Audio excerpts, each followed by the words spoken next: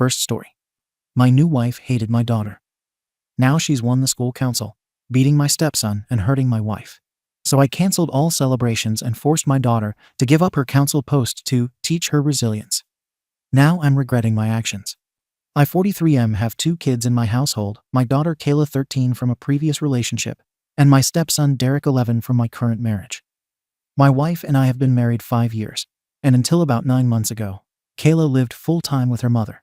So this blended family setup wasn't as complicated. That changed abruptly. Kayla's mom has always been unstable, but last year she started doing these 24-hour disappearances. She'd vanish without telling anyone, then come back like nothing happened. Kayla didn't even try to hide how scared she was. One day her mom just didn't come back at all. After a couple of weeks of trying to get in touch, I went to court, and custody defaulted to me. My wife and I brought Kayla to live with us. It's been rough. I don't want to sugarcoat it. Kayla is a strong-willed, intelligent kid, and she's had to be growing up with a mom like that. But she's also had to adjust to a totally new home, new rules, and most of all, living with Derek, who's used to being the center of attention here. Kayla and Derek never clicked. At all. From the first week, they've been competitive over everything: who gets to use the last of the chocolate milk, who gets the bigger room, and who picks the movie on Friday night.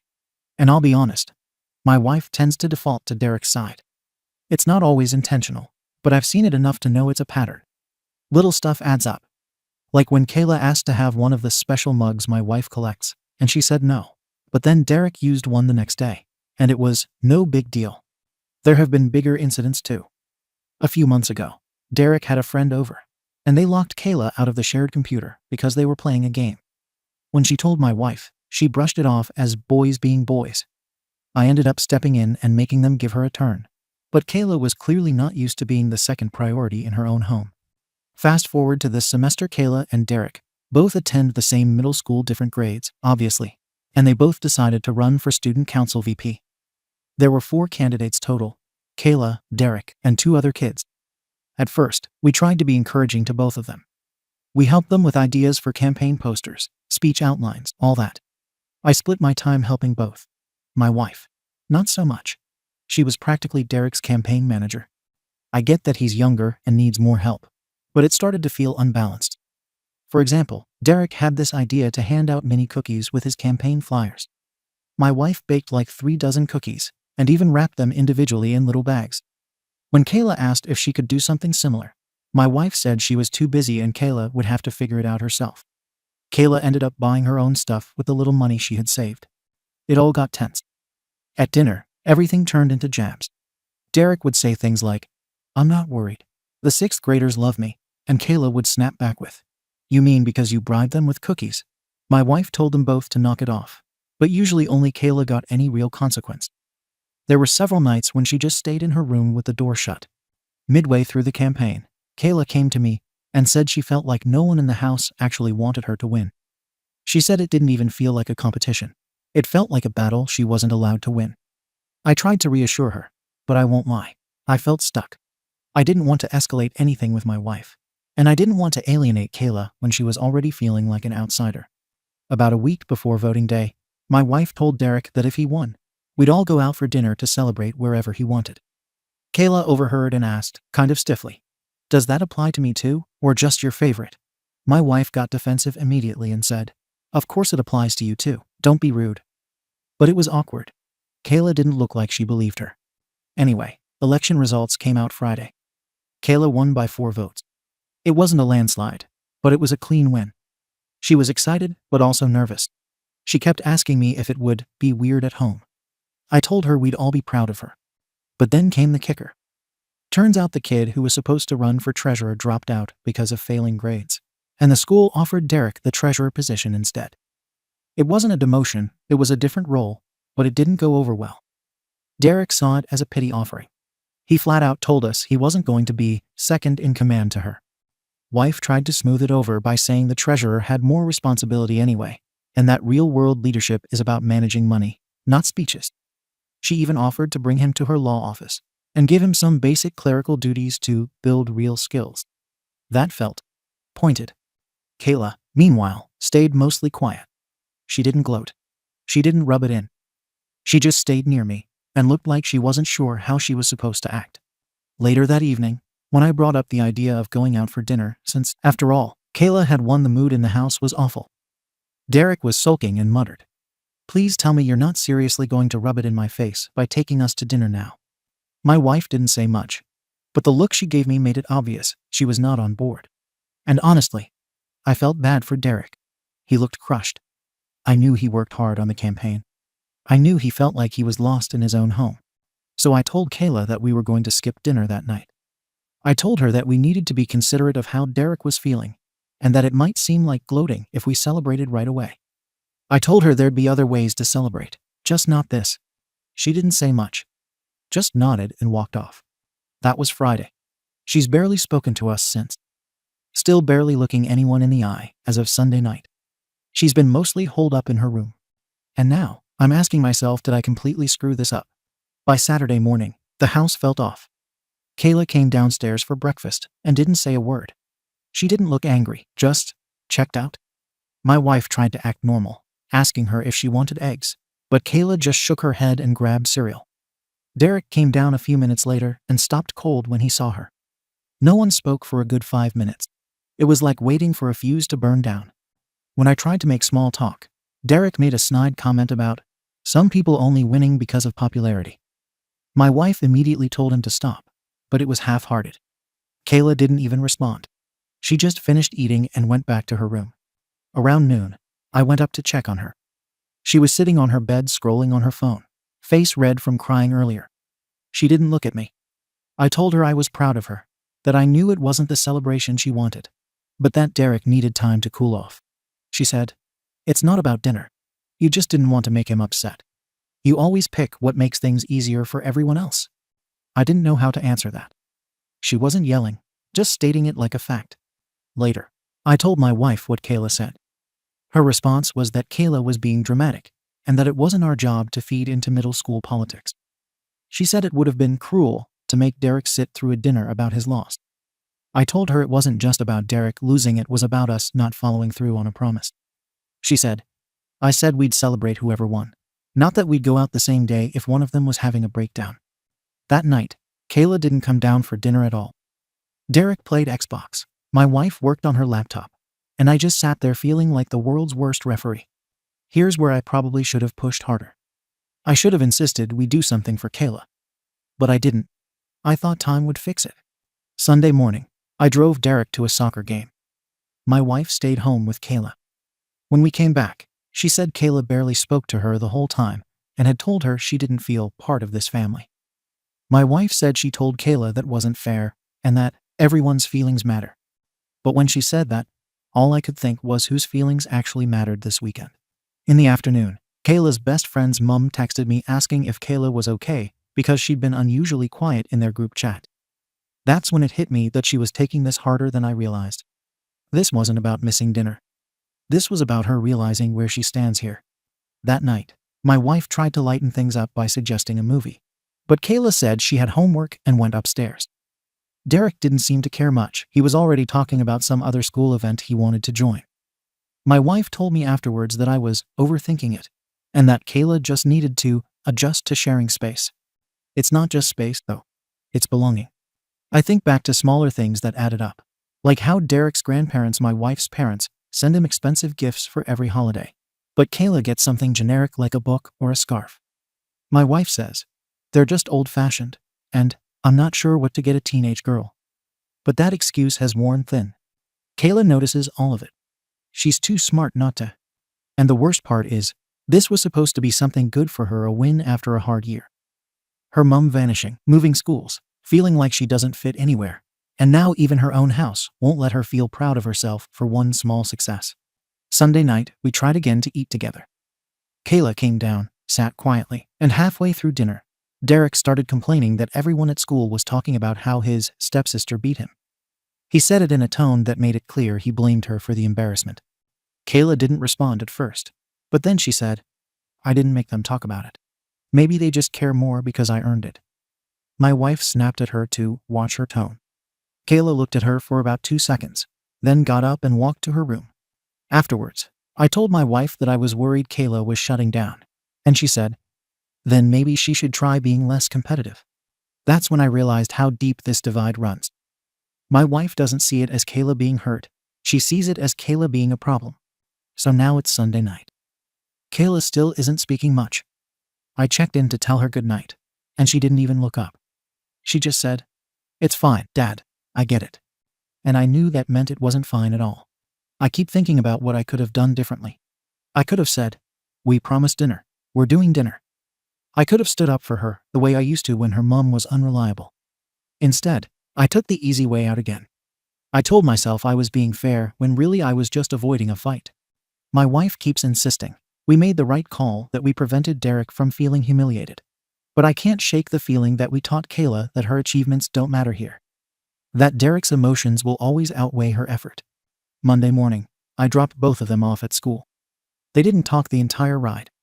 Derek jumped out without saying goodbye. Kayla took longer, then turned and asked quietly, "Would you have gone if he'd won?" I said yes before I even thought about it. She just nodded and said, "That's what I thought," and closed the door. And that stuck with me all day. Now I'm sitting here typing this because I honestly can't tell if I'm seeing this clearly anymore. My wife still thinks we handled it correctly. She says Kayla's reaction proves she's too sensitive, and that we can't cater to mood swings. But when I look at this situation, I don't see a mood swing. I see a kid who's been let down by everyone who was supposed to make her feel safe. It's not like we canceled some massive trip. It was just dinner. One simple dinner we promised. But maybe to her, it wasn't about food, it was about finally being treated like she matters. So Reddit, I need an outside perspective here. Did I actually do something wrong by canceling the celebration? Or was I just trying to keep the peace the only way I could? Ada? Comments. Comment 1. You promised your daughter a celebration. She won. Fair and square. And you pulled the rug out from under her because your wife and stepson threw a silent tantrum. Kayla's mom ditched her, and she got handed over to you like unwanted luggage. And the one time she proves herself, new school, new environment, beats out your stepson, you tell her to take a backseat again. That's cruel. You didn't keep the peace.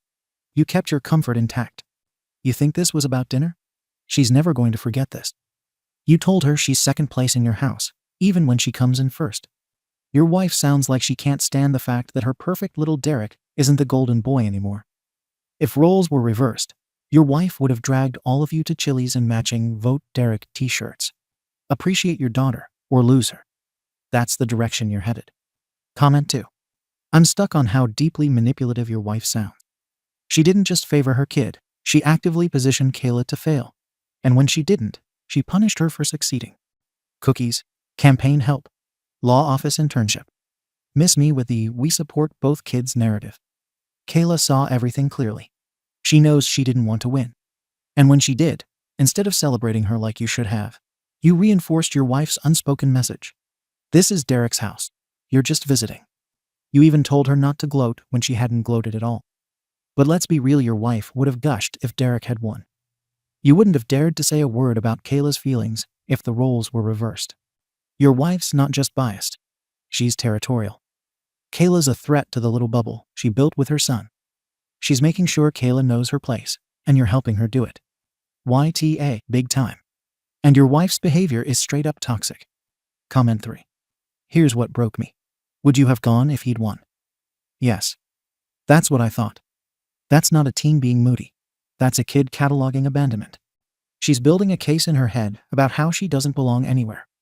First her mom bails, and now her dad only shows up when it won't rock the boat with the new family. You don't need to scream at a kid to break them. Sometimes all it takes is showing them that their wins aren't worth clapping for. You didn't just cancel dinner. You confirmed everything she's feared since moving in. That she's outnumbered, unwanted, and unseen. She's already started emotionally checking out. And you better believe she'll remember this every time you try to act like you support her. YTA, massive. Fix it before you lose her completely. Because she's not going to beg to be loved again. Not after this. Update. So it's been a couple weeks since the original post. I read through a lot of the responses. Some were helpful. Some were just flat out nasty, accusing me of neglect or favoritism. I want to clarify. I care about my daughter. I always have. This hasn't been an easy situation for anyone. But I'm trying to handle it in a way that keeps the household stable. That seems to be getting lost. Anyway, Things have gotten more complicated. After the canceled dinner, there was obvious tension. My wife suggested we try to smooth things over with a family appreciation night, something neutral that wasn't a VP celebration, but would still show we support both kids. We ordered food, set the table nicely, and even had a card for each of them. Derek's card acknowledged how hard he worked and had a cupcake next to it. Kayla's card said, "We're proud of you." Kayla came downstairs, took one look, and went back up without saying a word. I later tried to talk to her, and she said, "You already had your chance to celebrate me, but you didn't. Don't backtrack now like you care about me." That hurt more than I expected. A few days later, I planned a little outing with Derek, nothing major. I asked Kayla if she wanted to come. She said no. My wife told me not to push it, saying Kayla likes being the victim right now. I didn't agree with that wording, but I didn't press either. I figured some distance might help. Now here's where things escalated. We noticed Kayla's grades slipping. Her maths teacher sent an email saying she missed 2 assignments and hadn't participated in class. She used to be top of the class, so this was a shift. My wife suggested we pull her from student council temporarily to reduce pressure.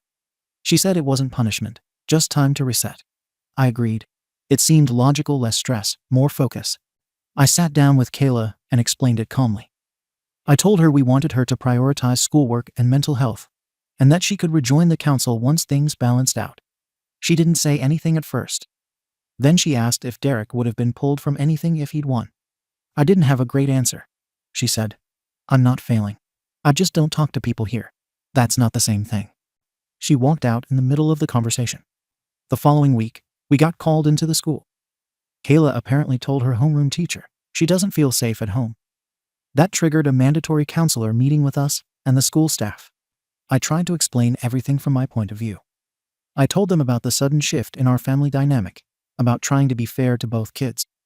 I said we were dealing with high emotions and trying to avoid creating a hostile environment. My wife was more blunt. She said Kayla has a history of instability and might be lashing out for attention. The counselor didn't take that well. She asked if we had Kayla in therapy. I said no, but that we talked about it. The truth is, we've had it on the maybe list since Kayla moved in, but nothing concrete. We just haven't gotten around to it. I see now that might have been a mistake. After the meeting, my wife was livid. She said Kayla crossed a line by dragging our family into school business. I told her it's not like Kayla lied, those were her feelings. My wife said feelings don't give you the right to damage people's reputations. We agreed we'd need to set boundaries around what she discusses outside the home. Then a few nights ago, Kayla changed her phone background. It's now a picture of her and her mom from 2 years ago. That's her right, of course, but it was right after an argument. Derek had made a passive-aggressive comment about her being too good to eat with the rest of us, and Kayla shot back.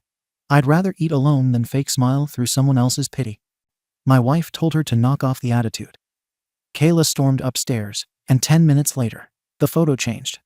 I asked her about it later, casually. She said, "At least she never pretended not to see me."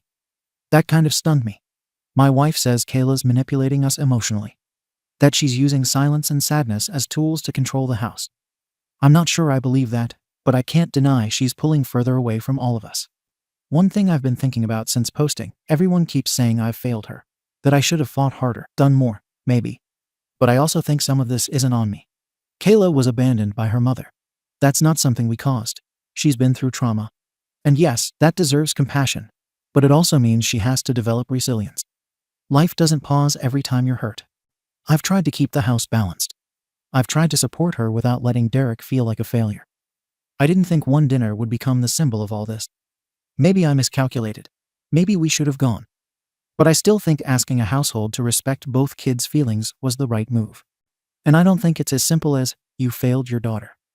I think it's become this complicated mess of unspoken tension between Kayla and my wife that I didn't fully see before. I'm starting to question if my wife has been more manipulative than I realized. Or if Kayla's just become impossible to live with. Maybe both. Maybe neither. I still don't know.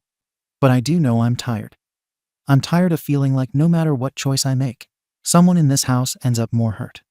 We're booking a therapist now. For Kayla, and maybe for all of us.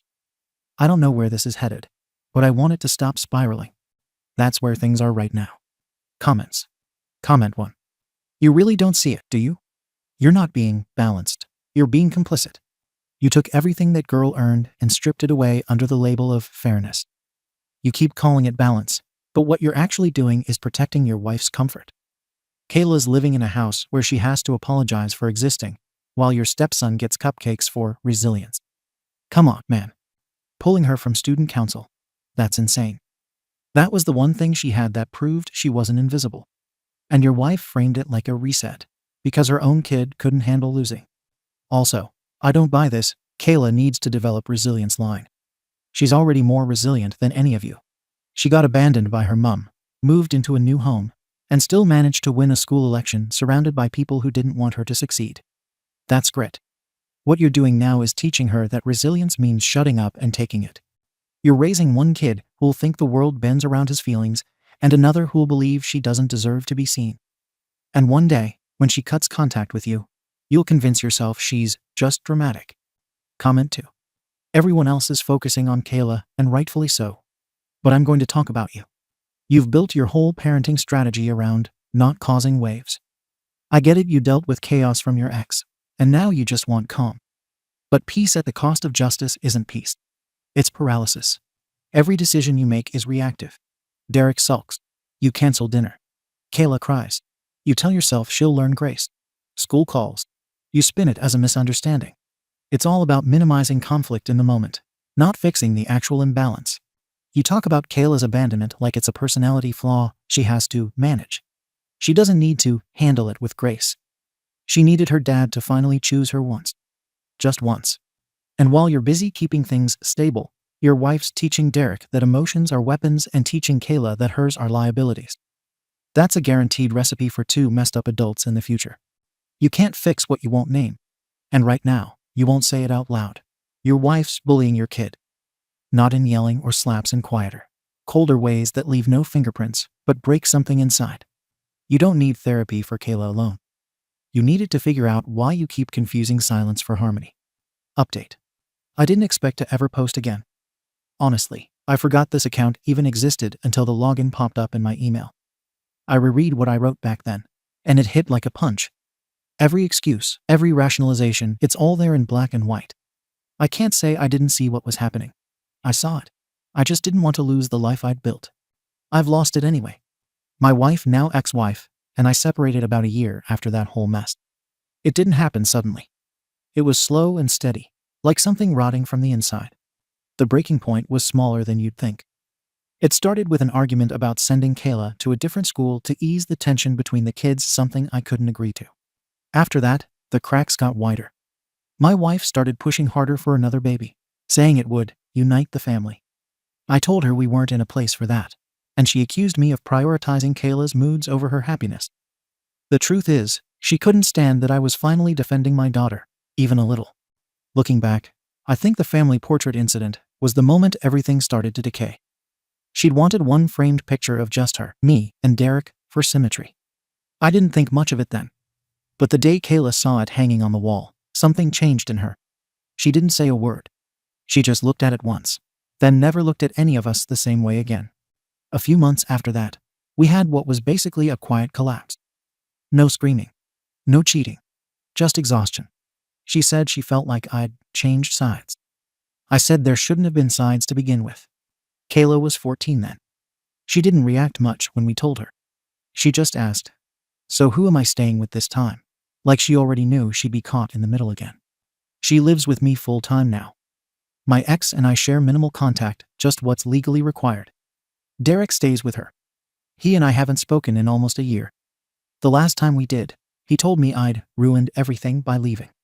I told him he's old enough to see things for himself one day. I regret saying it like that, but I was angry, and he's been fed a narrative that I'm the villain who abandoned them. Kayla doesn't talk about any of it. She's 15 now, a sophomore.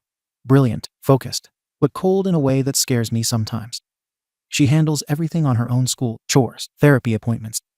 She's independent because she doesn't trust anyone else to handle things for her. She still doesn't call me dad. It's hey, or can I get a ride, or sometimes just a nod. I'll take it. She started therapy last year. I pay for it, but I don't ask what they talk about. I've spent the last 2 years trying to rebuild something with her, not to make her love me again, but to make sure she knows she's safe here. I don't miss a single event now. I show up early. I drive her where she needs to go, wait in the car, and don't ask questions she doesn't want to answer. I listen more than I talk. Sometimes I get a small smile when she catches me clapping too hard at her debate meets. Those smiles are worth more than anything I've got left. She still keeps her mom's picture on her phone. Sometimes she scrolls through old photos of her, and I pretend not to notice. She doesn't know I see her do it, but I get it. She's not clinging to her mom. She's clinging to a version of love that didn't make her feel like a mistake. As for my ex, she remarried a few months ago. We don't talk about her in the house. I found out through Derek's Instagram. He looked happy. I hope he stays that way. I don't think he ever understood how much of what happened came from his mom's fear of losing control. But I can't undo it now. Therapy's been a big part of my process too. My counselor made me realize how terrible I'd been with my daughter. I wanted peace so badly that I mistook silence for safety. Every time I told myself I was keeping the balance, I was really just keeping Kayla quiet enough for everyone else to stay comfortable. I also learned that guilt doesn't fix anything. It's a start, but it's not redemption. You can't earn forgiveness with time alone. You have to change how you live in the present. And that's what I'm doing now. I don't demand closeness from her. I don't push for big father-daughter moments. I just try to make her world more predictable. There's always dinner ready. The porch light's always on. If she needs something, I make sure she gets it. No debate, no conditions. Sometimes I think she sees that I'm trying. Sometimes I think she doesn't care. But at least now, if she walks away one day, she'll know it wasn't because I didn't show up. I did remarry recently, actually. It wasn't planned. It's quieter this time. She's kind. She doesn't compete. She treats Kayla with respect and doesn't push for affection. She said once, "I'm not here to be her mom. I'm just here to be one more person who doesn't hurt her." That's the kind of love I should have fought for the first time.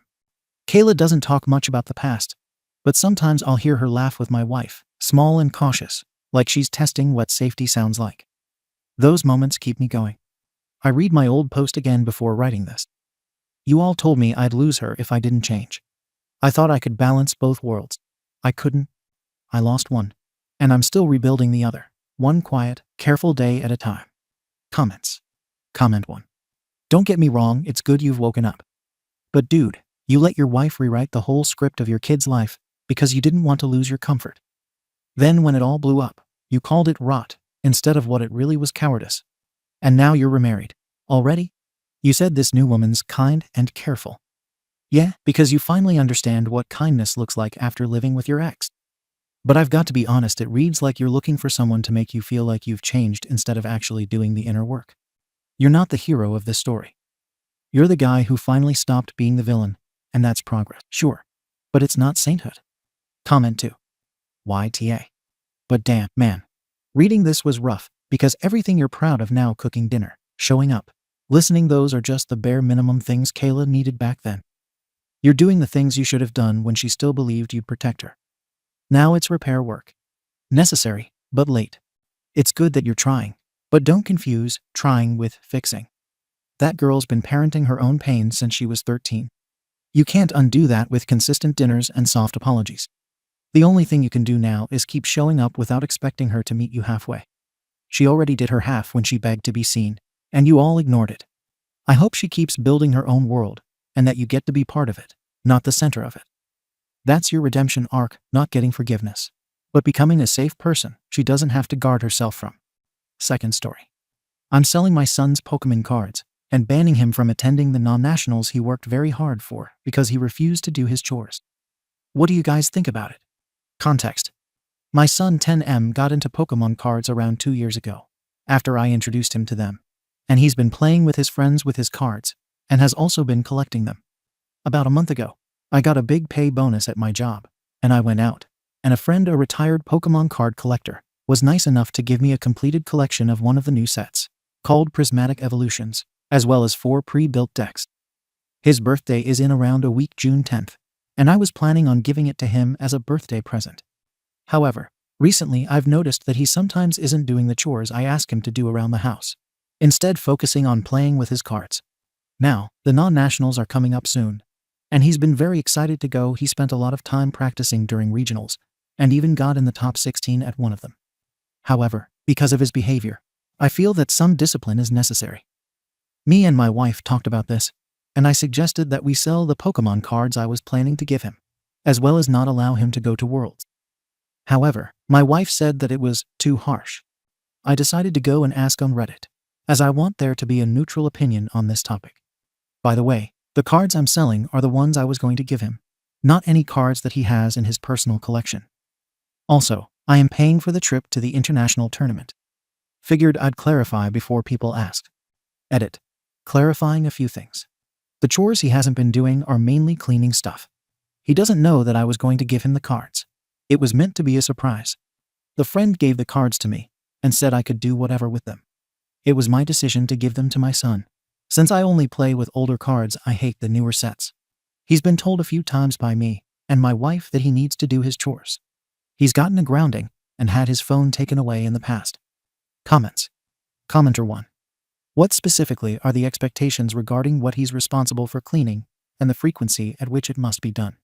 OP frequency is 3 times a week, and while I expect him to help out, I don't expect him to do everything on his own. The only reason I was considering what I said in the post is because he was straight up refusing to do it. Commenter 2. YTA. Just hold on to the cards or something. WTF. Bad behavior. You said he sometimes doesn't do his chores. I don't know why you're going for the nuclear option because of chores. Commenter 3U. My kid is doing what is pretty normal for a 10-year-old. Instead of teaching him, supporting him to develop more responsibility, I am going to punish him in the most painful way I can think of. Of course, YTA. You're the one who needs to grow up. Update. After posting the original post, you were brutal.